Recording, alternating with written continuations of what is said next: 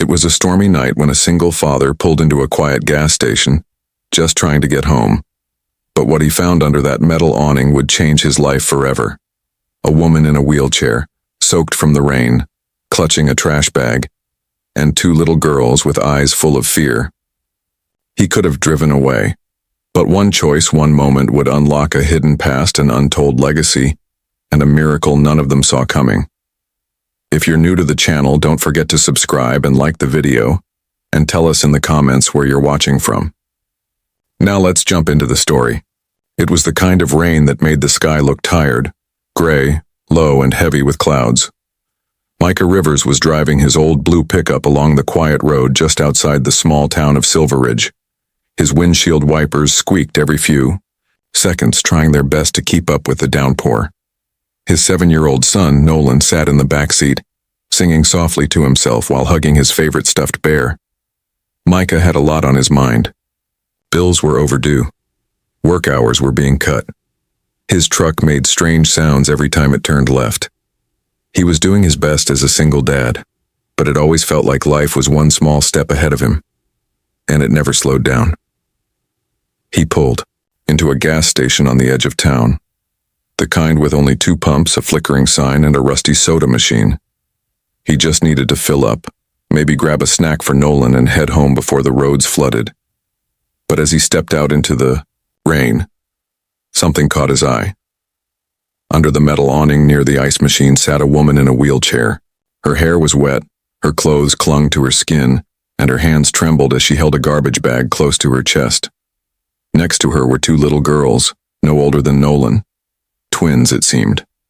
One held a small pink backpack, the other had mismatched shoes and a tear-streaked face.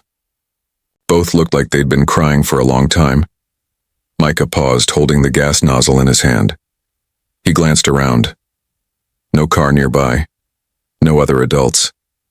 Just the sound of rain and the occasional crack of thunder. He looked at Nolan, who had pressed his face to the window and was watching the girls with wide eyes. Micah tried to focus on the task at hand. Fill the tank. Pay. Leave. But something inside him wouldn't let go of the image. That woman. Those kids. Alone in the storm.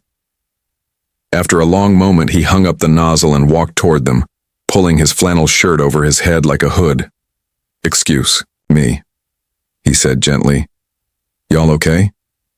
The woman looked up slowly. Her lips were pale. We got dropped off," she said. Her voice was soft, polite, and proud, like she didn't want to bother anyone even now. "By who?" "Micah asked my ex," she said, glancing away. "Said we were too much baggage." Micah stared at her, then at the girls. One of them clutched a ragged stuffed bunny. The other stood close to her mother's chair, one hand resting protectively on her arm. Micah ran a hand through his wet hair. "You got somewhere to go?" The woman shook her head slowly. "No, not anymore." He didn't speak for a moment. The smart thing to do would be to offer them a ride to a shelter. Maybe call someone who knew what to do. He wasn't a hero. He was barely keeping his own world together. But then he looked back at Nolan. His son was still watching, but this time, with a quiet, worried look on his face. That look made Micah's decision for him.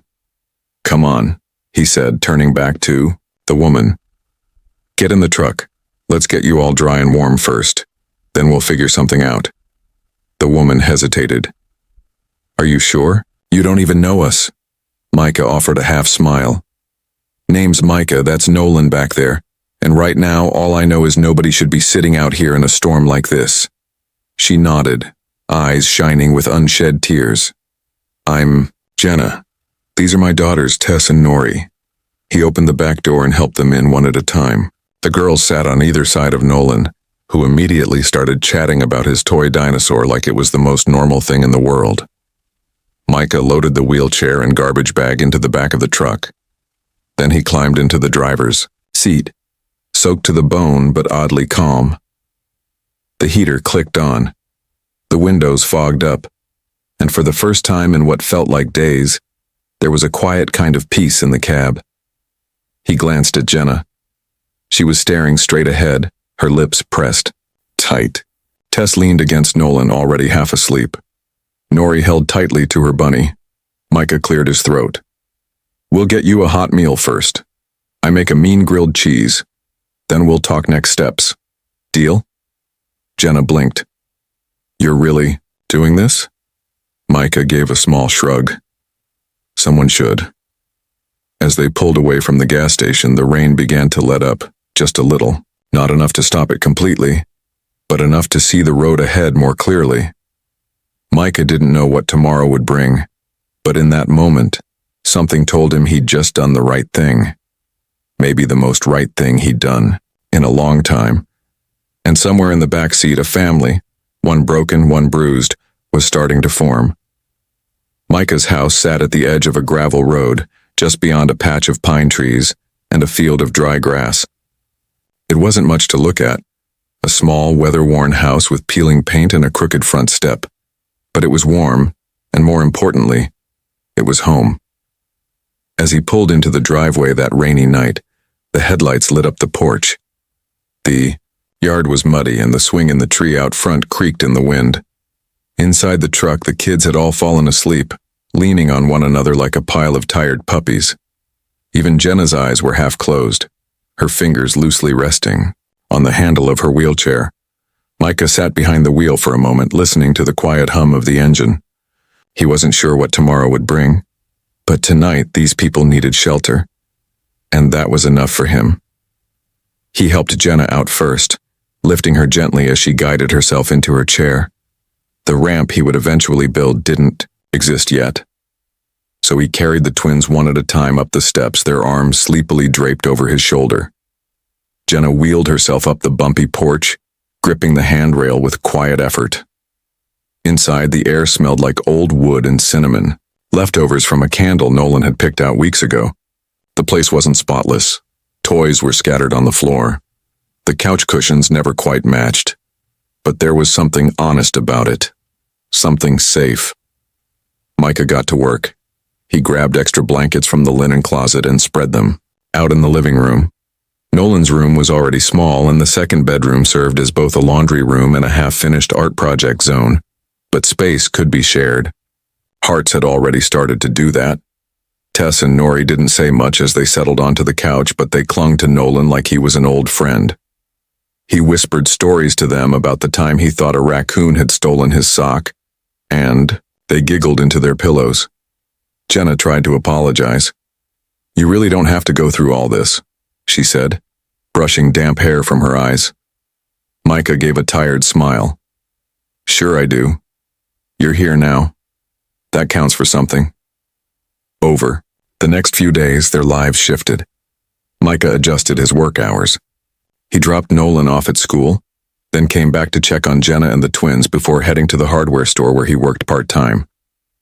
He brought home wooden planks and leftover nails, slowly building a ramp from the driveway to the porch. It wasn't pretty, but it held. Jenna offered to help in whatever way she could. She cooked when her strength allowed, folding laundry with quick hands and reading bedtime stories in a voice so soothing that even Micah sometimes lingered in the hallway just to listen. One night, while they all sat on the floor eating spaghetti off mismatched plates, Nolan looked up and asked, "Are they staying forever?" Micah glanced at Jenna. She looked unsure. He answered the only way he knew how. "As long as they want to." The twins were already calling him Mr. Micah and fighting over who got to help feed the neighbors' chickens with Nolan. The house, once quiet, now echoed with laughter, soft arguments about crayons, and the occasional crash of a dropped bowl. It wasn't easy. The money stretched thin. Groceries disappeared faster. There were nights when Micah wondered if he'd made a mistake, if helping had been too much, too fast. But then there were the mornings when Jenna brewed coffee before he even got out of bed, her soft voice humming from the kitchen. Or the way Tess and Nori ran to him after school with drawings that showed the five of them as stick figures holding hands under a rainbow. Those moments stitched the days together. Jenna opened up slowly. She told him about the accident, how she'd been walking home after picking up the twins from daycare when a car ran a stop sign. She spent months in the hospital, then more months trying to rebuild her life. Her partner had left not long after, overwhelmed by the changes. Since then, she'd been floating from place to place, hoping for a chance. "I kept thinking someone would come through," she said one night as they sat on the porch. "But no one did. Not until you." Micah didn't know what to say. He wasn't good with speeches. He simply nodded and said, "Well, everyone needs someone sometimes." Jenna smiled, a real one this time, the kind that starts in the eyes. But just as comfort began to settle in like a warm blanket, something unexpected arrived.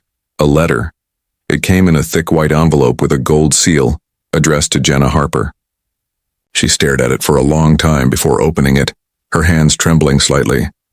Micah noticed her expression change, from confusion to shock. "What is it?" he asked. She didn't answer right away.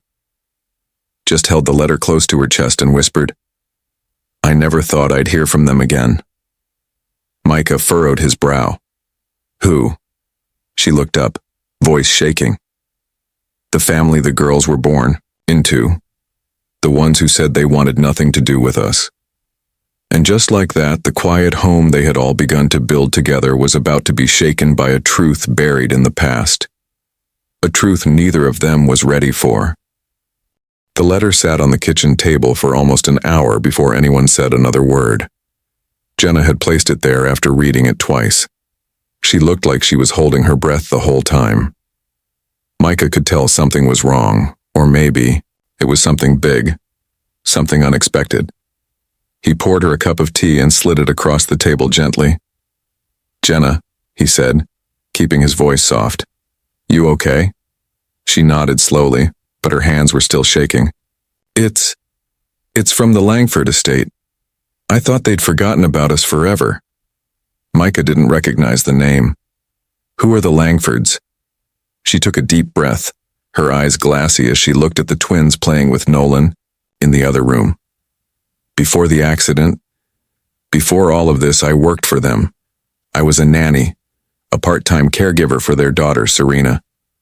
Micah leaned in, listening closely. "Serena was kind," Jenna continued. "She was a single mother raising twins, Tess and Nori, on her own. We got close. I helped her as much as I could, and when she died, she left me a letter and a legal document. She wanted me to adopt the girls." Micah blinked. "Wait, you mean—" "Yes," Jenna said. "Tess and Nori were Serena's daughters. I didn't give birth to them, but I've loved them since the day they were born." Micah took a second to process this. "And the Langfords?" "They didn't approve," Jenna said. "They wanted to take the girls, raise them with nannies and tutors. But Serena didn't want that for them. When they found out about the adoption, they cut us off. Said I wasn't fit to raise Langford heirs, that I wasn't part of their world." Micah frowned. "So what's this letter now?" She slid it toward him. "Serena's father passed away. According to this, he changed his will before he died. He named Tess and Nori in it as rightful heirs." Micah looked down at the letter, the golden seal shining under the kitchen light. His mind raced. "What does that mean exactly?" "It means they'll inherit everything that was meant for Serena's children," Jenna said. "Money, property, a trust fund, maybe more. But it also means the Langfords are back in the picture." Just then, Tess ran in holding up a drawing. "Look, it's us in Mr. Micah's truck." Micah smiled and nodded, but his thoughts were elsewhere. The next few days passed in a blur. Lawyers called. One even came to visit the house, a calm man in a gray suit named Mr. Weldon. He sat on the couch with a leather briefcase explaining that Serena's father had spent his final years trying to make things right. He'd learned what Jenna had done, how she'd raised the girls on her own even after the accident, and he changed his will to reflect that. "You've done right by these children," Mr. Weldon said to Jenna, and he wanted to honor that. Micah watched quietly, trying to stay out of the way. This wasn't his world. He didn't know about trusts or legal papers, but when Mr. Weldon said, "We'll be arranging a move to the Langford estate in Vermont," something twisted in Micah's chest. "Move?" he asked, almost without realizing. Jenna looked at him, her eyes uncertain. "They want to relocate us." There's a house on the property. Enough space for the girls, for me. A new start. He nodded slowly. Of course.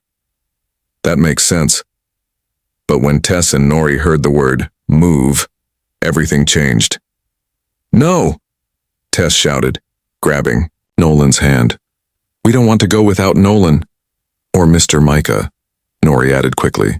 He's our family too. Jenna tried to calm them down, but the twins were crying now, clinging to Nolan, who looked just as confused and upset. Mr. Weldon adjusted his glasses. We hadn't planned for additional members in the relocation. Tess stepped forward, tears on her cheeks. We'll only go if Mr. Micah and Nolan can come too. Micah was stunned. He looked at Jenna, unsure of what to say. She looked back at him, something steady in her voice. They're not just guests. They're part of our family now. For the first time in a long while, Micah felt like he couldn't speak. His heart was full, his throat tight. He'd stepped into this without expecting anything. He just wanted to help. But somehow, somewhere along the way, they'd all built something real. Later that night, after the kids had gone to bed and the house was quiet, Jenna sat beside Micah on the porch. The stars were out, and the air was cool. You don't have to come, she said gently. You didn't sign up for any of this. Micah looked at her. I didn't sign up, no, but I don't think I can walk away now. Not from them. Not from you. Jenna smiled. Then maybe this legacy isn't just about money or family names. Maybe it's about building something new.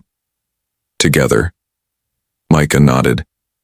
That's a legacy I can live with. 3 weeks later, the moving truck pulled into a long, winding driveway lined with tall oak trees. The air smelled different here, cleaner, colder, like something fresh was always just around the corner.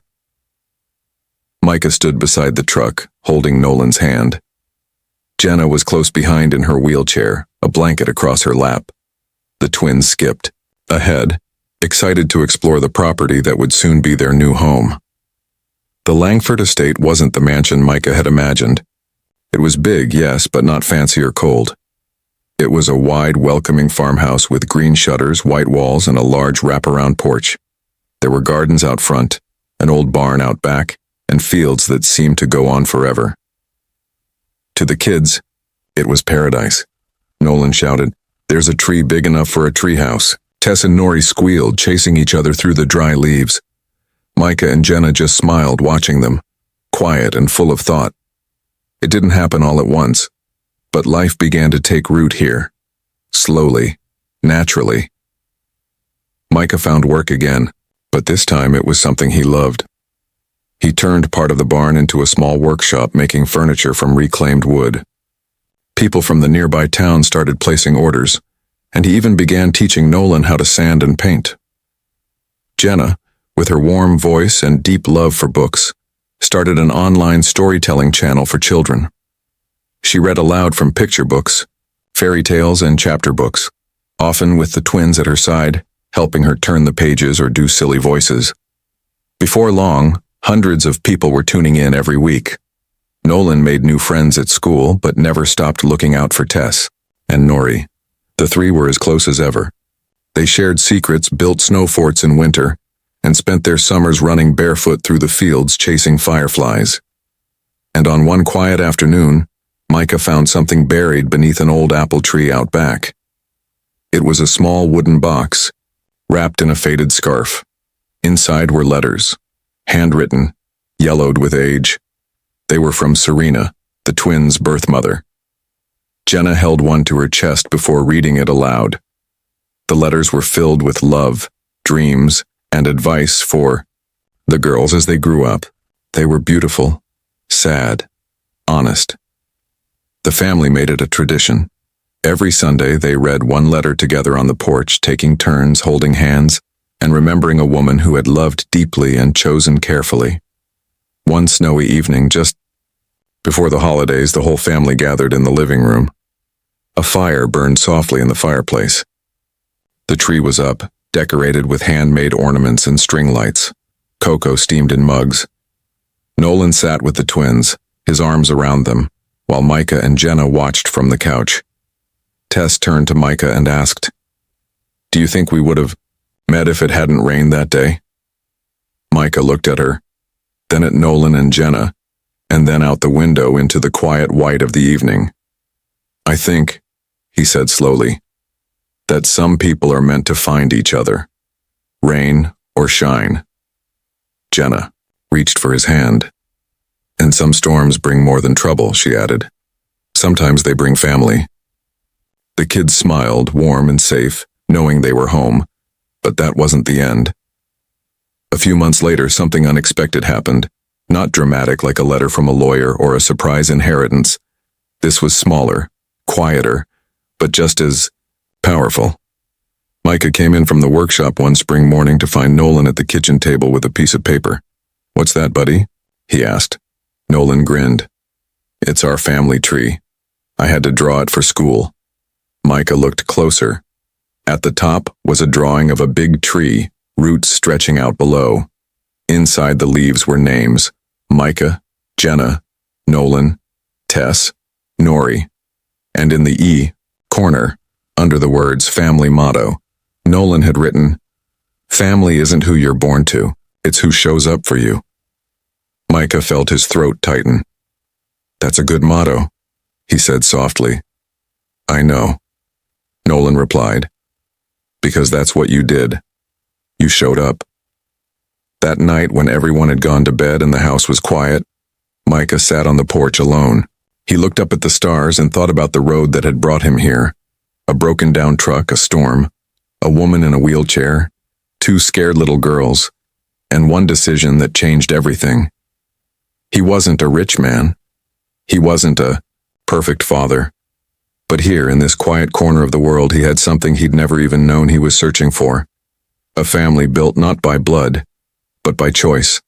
A home built not with money, but with love. And sometimes, that's the best kind of legacy there is.